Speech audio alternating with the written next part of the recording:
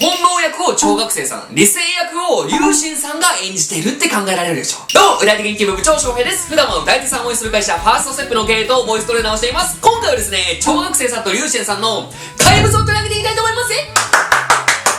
怪物、テレビアニメビースターズのオープニング楽曲として夜遊びの綾瀬さんが制作された楽曲ですね。この楽曲の内容はビースターズを元に描かれた短編小説の世界観とシンクロしているので、このね、短編小説を読むとより深くね、この楽曲の世界観を楽しむことができます。そんな素敵な楽曲をさ、パワフルな発声、がなりが魅力的な聴覚生さんと、歌にも特に力を入れている VTuber 龍神さんが奇跡のコラボで歌い上げるっていうさ、最強の音源に仕上がってるので、今回は歌い手研究部のみんなと一緒に聴いていきたいと思います。このようにこのチャンネルでは歌い手さんの歌唱テクニックや楽曲について楽しく分かりやすく解説しています。見逃したくないって方は今すぐ登録して歌い手研究部に入部してください。また先日解説したサブチャンネルではアンダーバーさんのうっせぇわを取り上げさせてもらいました。こちらもね、気になるって方は概要欄からチェックしてみてください。では早速いってみましょう。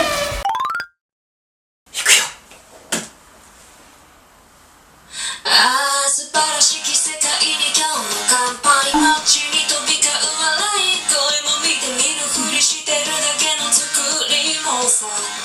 日が暮れそうだくれくれするほどのいい声がずっと差した鼻の奥、目を覚ます本能のまま今日は誰の番だ。さあ、出だしは龍神さんのブレス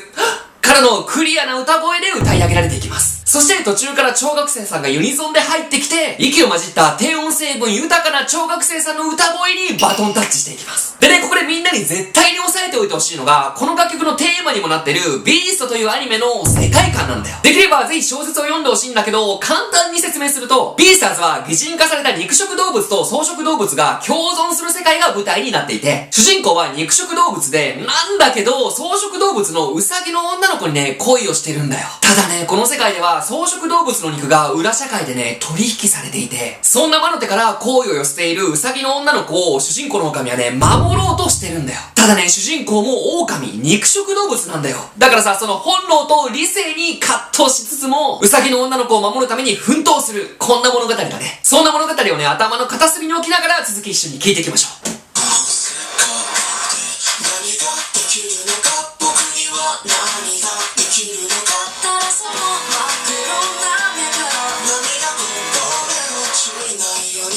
さあ、このセクション、聴覚生さんと龍神さん、ハモるんじゃなくて、オクターブ違いのユニゾンで歌い上げていきます。この龍神さんの悲しげな表情が印象的だよね。でね、ここでもう一つみんなに押さえておいてほしいことがあって、それはね、このお二人の音源の概要欄に書かれていることなんだけど、理性役をやってもらいましたってね、ただ一言書かれてるんだ。つまりね、さっき主人公の説明で、本能と理性の葛藤が描かれているって言ったじゃん。だから思うに、この楽曲を歌う上で、本能役を聴覚生さん、理性役を龍神さんが演じているって考えられるでしょ。いやさ、二人の歌声のイメージとぴったりだし、まさにね、コラボだからこそできる表現だよね。そして歌詞がさ、ただその真っ黒な目から涙溢れ落ちないように、好意を寄せているウサギの女の子の目から涙が流れ落ちないように、主人公の狼は動き出します。そしてサビ。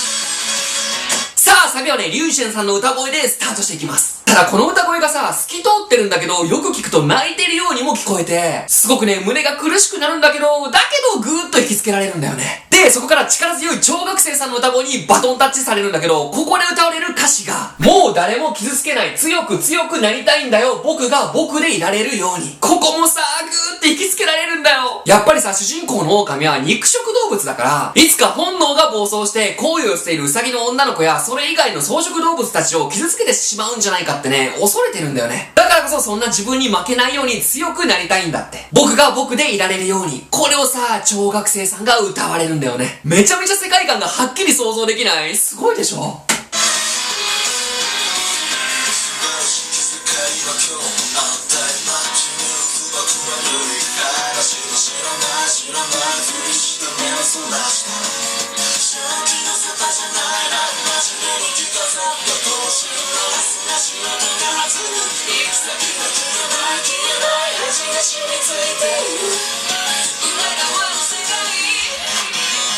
さあ、2番のの A メロは小学生さんからスタートするんだけど、このさ、普段はめっちゃ力強くがなり倒してる小学生さんが、息を混ぜながらも優しくおとなしく歌い上げてるじゃんね。これもさ、本当は鋭い牙があるのに隠してるようで、肉食動物の本能を抑えているこの狼の主人公とリンクするよね。そして途中からリュウシエンさんにバトンタッチするんだけど、ここから小学生さんね、下のハモリに移行していくんだよね。このパート割りもさ、YOASOBIさんの原曲と違ってね、かっこいいんだよね。続き行こう。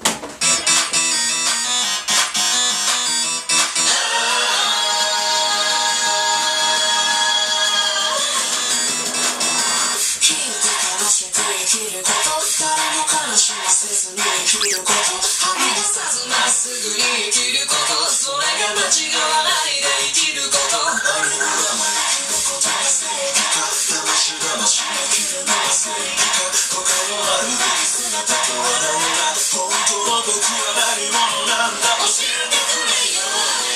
さあ、ここでもね、主人公の狼はね、葛藤を抱え続けます。自分はずっとこの本能を抑え続けて、黙り続けて生きていくのか。それができないなら、いつか傷つけてしまうかもしれないなら、好意を持っているウサギの女の子から距離を取った方がいいんじゃないか。そうすることが本当の意味でこのウサギの女の子のためなんじゃないのか。でもそれは自分の恋心に嘘をつくことなんじゃないのか。本当の僕は何者なんだ。教えてくれよ。これをさ、小学生さんとリュウシェンさんが力強くユニゾンで歌い上げるんだよ。鳥肌もんじゃない？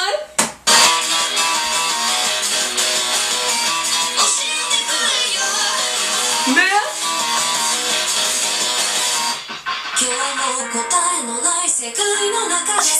願ってるんだよ。不器用だけれどいつまでも君とただ笑っていたいから。さあ、あれだけ激しかったアレンジが静かになって、そこにリュウシェンさんのね、歌声が響き渡ります。そう、ずっと葛藤したんだけど、そこに答えがないっていうことはね、自分でも分かってるんだよ。そこに小学生さんがカットイン。ああ、跳ねる心臓で揺らし叫ぶんだよ。今こそ動き出せ。ただ一つ確かなことは、いつまでも君と笑ってたいんだよね。そんな風に思うと、心臓が跳ねるように脈打ち出して、体中に力が湧いてくるんだよ。そして最後、クライマックスのサビ。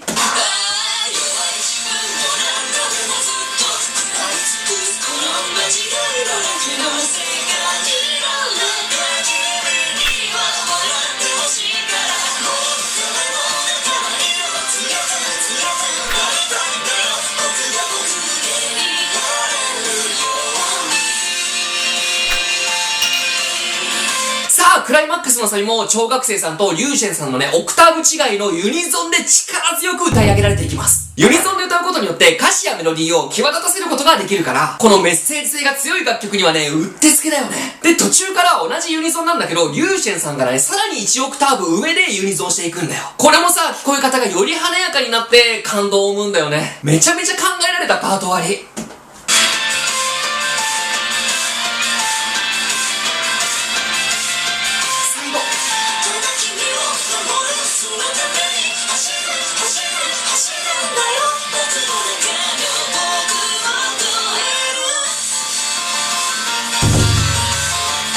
主人公の狼は自分の本能も理性も全て受け入れて、ただ君を守るために動き出します。そして葛藤していた自分自身をも超えていくんだよ。